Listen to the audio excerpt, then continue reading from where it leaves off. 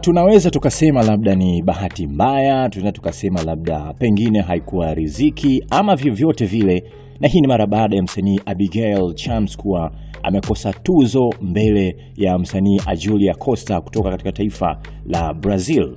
Msanii wa Tanzania Abigail Chams amekosa tuzo ya BET kwa kipengele cha msanii mpya wa kimataifa mara baada ya kutangazwa kuwa Julia Costa kutoka Brazil ni ambaye mshindi wa mwaka huu.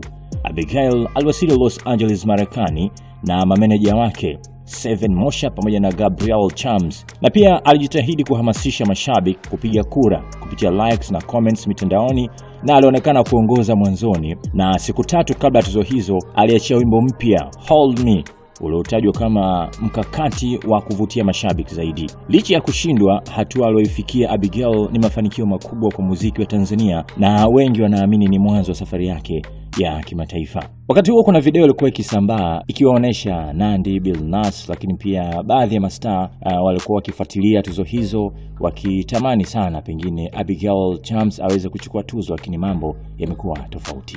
Weka komenti yako hapo chini kama una mtazamo wowote, na sisi pia tutafikia.